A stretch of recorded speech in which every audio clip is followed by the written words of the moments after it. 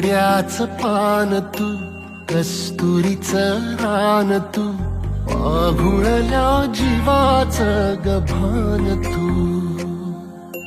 केवड्याच पान तू, कस्तुरीचं रान तू, पाघुळल्या जीवाचं गभान तू.